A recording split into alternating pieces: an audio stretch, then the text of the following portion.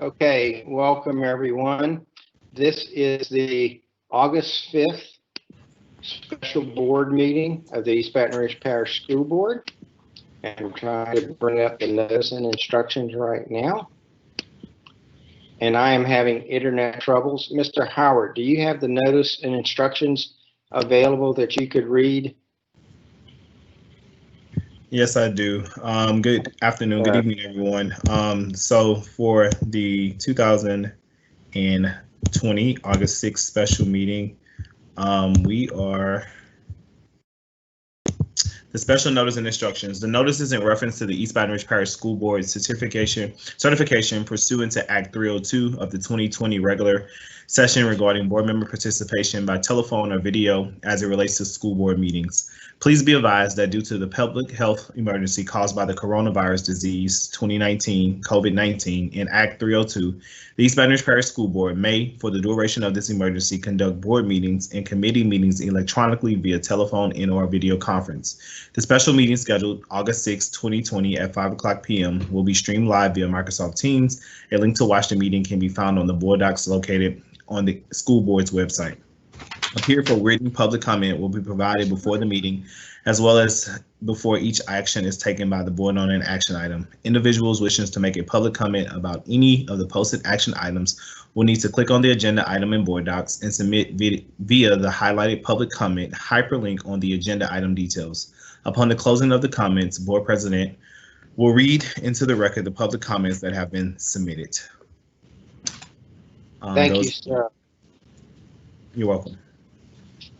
So now we will call the meeting to order, and I will present the invocation followed by the Pledge of Allegiance by Board Member Ballou. Heavenly Father, please, in this time of great uncertainty, remind us of our mission here, both on earth and our mission here as school board members.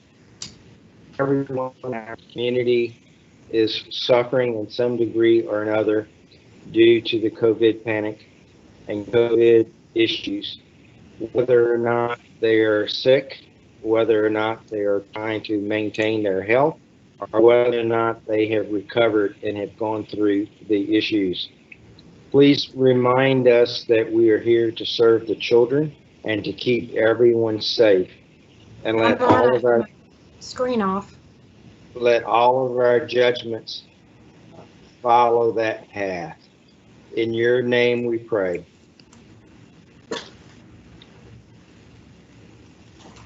Amen. Mr. Ballou. I pledge allegiance to the flag of the United States of America and to the republic for which it stands, one nation, under God, indivisible, with liberty and justice for all. Thank you. Go back to my board docs now. Next will be the roll call. Madam Secretary. District 7, President Gode. Here. District 3, Vice President Howard. Present. District 1, Mr. Blue. Here. District 2, Mr. Lannis. Present. District 4, Ms. Collins. Present. District 5, Ms. Ware Jackson. Ms. Ware Jackson. District 6, Ms. Dyson. Present. District 8, Ms. Bernard. Present. District 9, Mr. Tapman. Present. Ware Jackson's here. Just had a little technical difficulty. Thank you, Ms. Ware Jackson. Thank you. Thanks for everyone being here. The first item we have, and the only item on this agenda, is consideration of a request for the approval of School Board Policy EBBI addressing COVID-19 public health emergency. Mr. Shamlin, would you like to walk people through this? Good evening, board members, board president, Gode, Ms. Brown. Yes, we have a policy placed before the board that I'm recommending for adoption by the board. This is policy EBBI, specifically related to COVID-19 public health emergency. The Louisiana Board of Elementary and Secondary Education, which you know as BESE, approved regulations relating to COVID-19 during its meeting on July 14th of 2020. Those regulations require each school to promulgate and adopt policies and rules relative to such matters and specific to the needs of that district. Additionally, Act 336 of the 2020 regular session and Act 9 of the 2020 extraordinary session provide immunity to school districts with relation to COVID-19 lawsuits and litigation. Adoption of this policy is critical to protecting the district. It requires an adoption of a policy similar to this to assure that we are following rules and regulations to protect us legally as well. Policy EBR complies with the BESE regulations that were passed, assures liability immunity. We vetted it with our district leadership, including Superintendent Brown and Mr. Nikes and Mr. Smith. We went through the policy in detail to be sure that it aligns with our school reopening requirements, and it does. Please note that the policy also authorizes our superintendent to develop and implement the ongoing reopening plans, which you've been privy to. If there are any questions, I'll take them now, but I am recommending this policy for adoption by the board. So moved. Second, So, Connie Bernard. who moved? Was that Mr. Chapman? Connie seconded. It was Mr. Chapman. Mr. Tatman moved, Ms. Bernard seconded. Sorry, Ms. Dyson, you can come up next time. The motion has been moved and seconded. Are there any comments from any board members?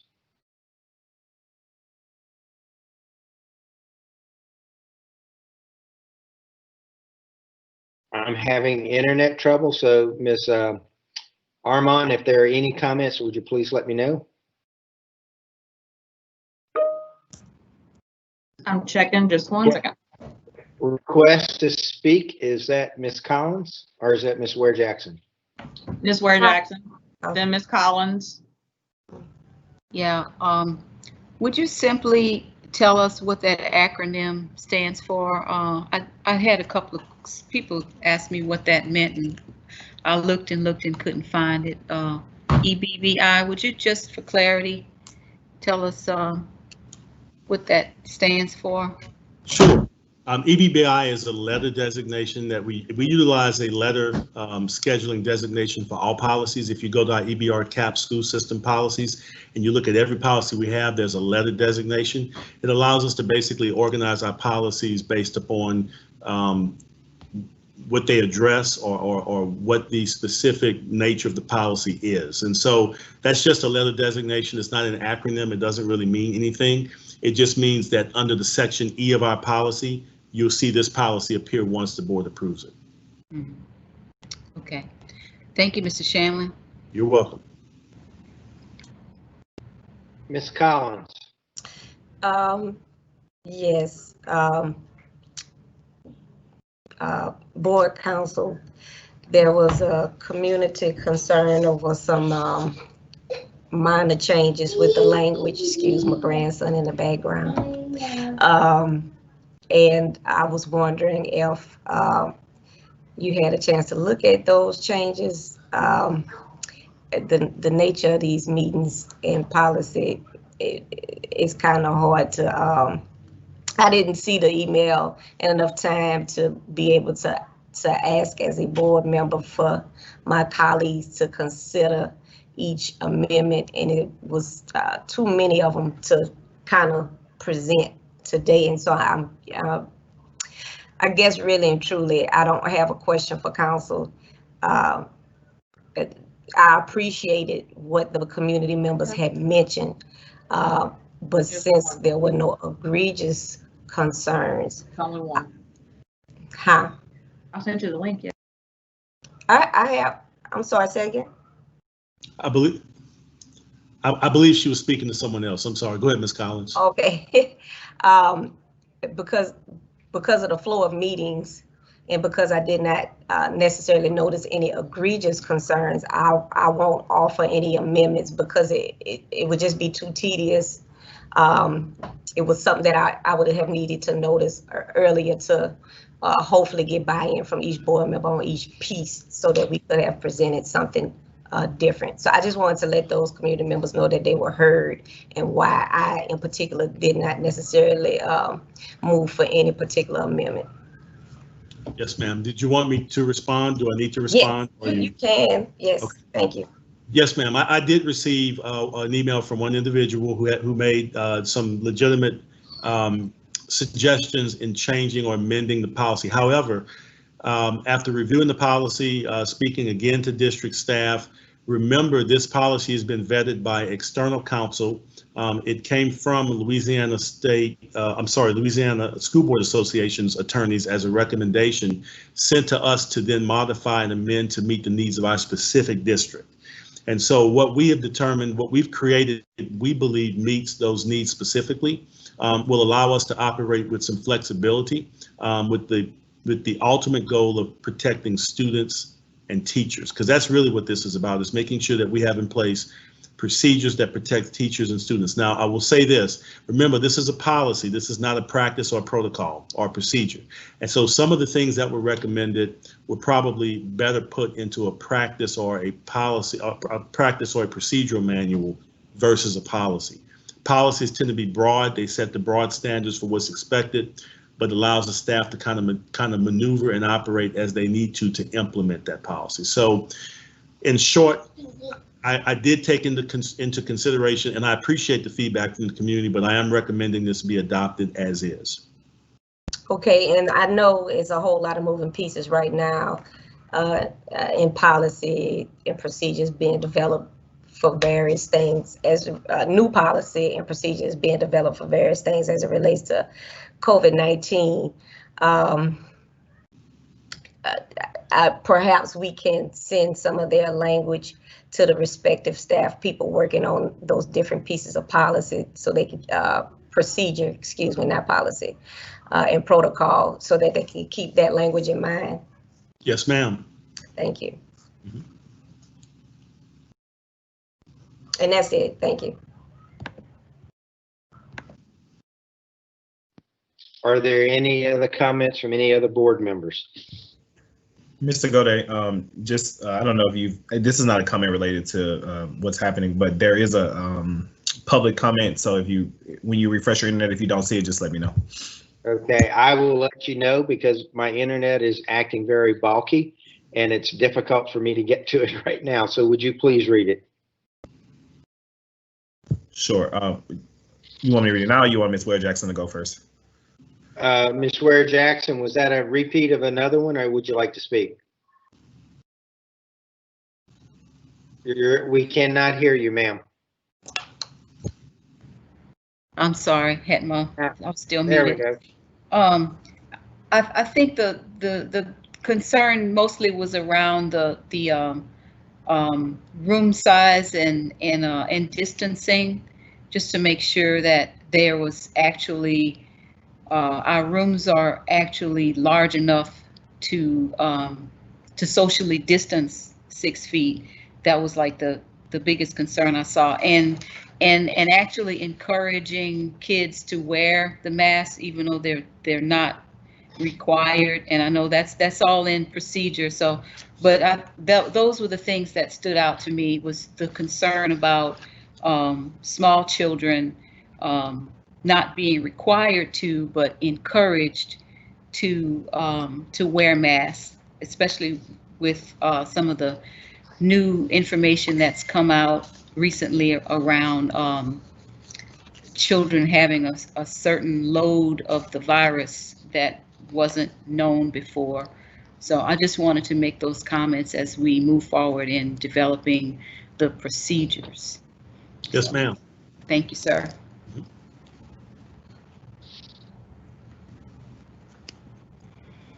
Are there any other comments from any other board members? I have no more requests to speak showing up. So Mr. Howard, would you please read the public comments? Yes, so the public comment, this comes from Colleen Kiesel. I worry that the language of this document leaves school open to ignore distancing recommendations. I suggest a removal irrespective of room size from Part A One, discussing the number of students per room.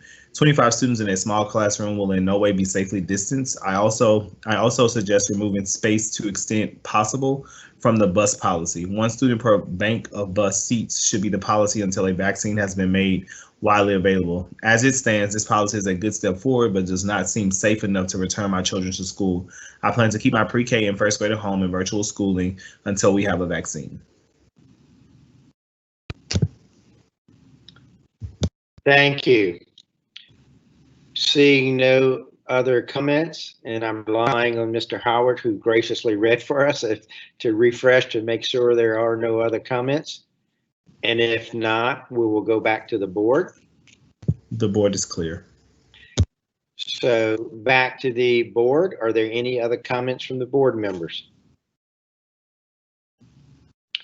Seeing none, Madam Secretary. And please be aware, Madam Secretary, I do not have, I'm sorry, Mr. Lannis, would you like to speak before we vote? Yes, sir.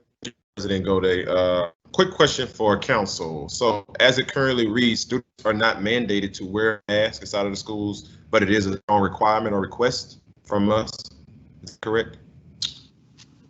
I'm sorry, Ms. Lannis, so you make sure I understand your question. It's about the mandate with relation to masks? Yes, sir. Yes, sir. Just asking about the mask.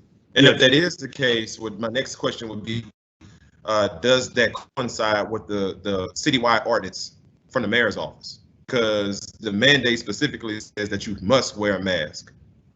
Yeah, this is based on recommendations from the state and also from our school board, State School Board Association.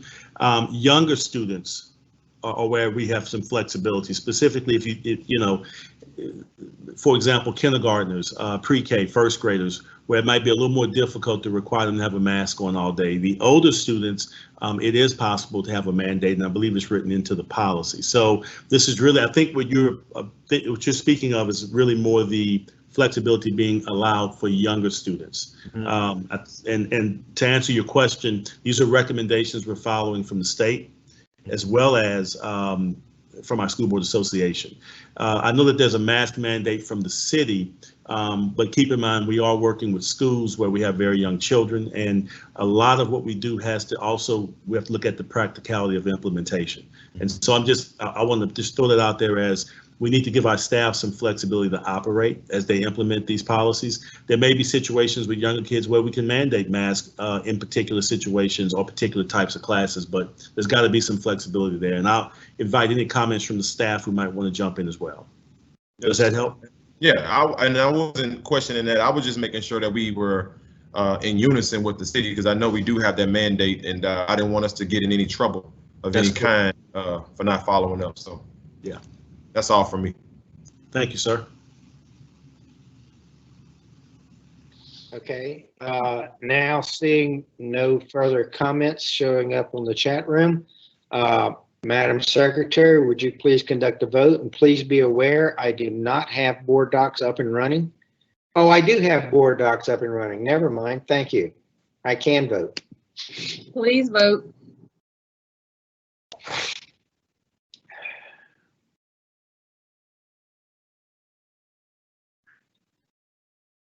Mr. Blue? Yes. Mr. Lannis? Mr. Lannis? Yes, that's a yes for me, April. However, I'm in the wrong meeting. I'm supposed to be in a special meeting. I'm in the actual regular committee of the whole, so that's a yes for me. Okay, thank you. Mr. Howard? Yes. Ms. Collins? Yay. Ms. Ware Jackson? Yes. Ms. Dyson? Yes. Mr. Gode? Yes. Ms. Bernard? Yes. Mr. Tatman? Yes. The motion carries. Thank you.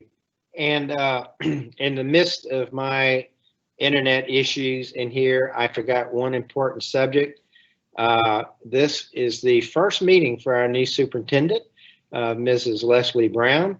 And so on behalf of myself and I'm sure the entire board and staff, we wish to welcome you to your position as superintendent of the East Baton Rouge Parish School System, and welcome to your first school board meeting. I'm sure this will be as much fun for you as it is for all of us. Thank you very much for being here. And we're very happy to have you on board and looking forward to working with you. Thank you, Mr. Godet, and to all of the board members. I appreciate your support and our thinking together as we learn together about the next steps. Thanks so much. Thank you. Welcome aboard. So now, Ms. Armand, we will move to the regular scheduled committee of the whole meeting. Do we have to sign out of board? Do we have to sign out, or we stay in the same Teams meeting? You can stay in the same Teams meeting, but you will need to swap over to the committee of the whole meeting in board docs. And adjourn. And adjourn, yes. The special meeting is adjourned. Thank you, Mr. Tapman.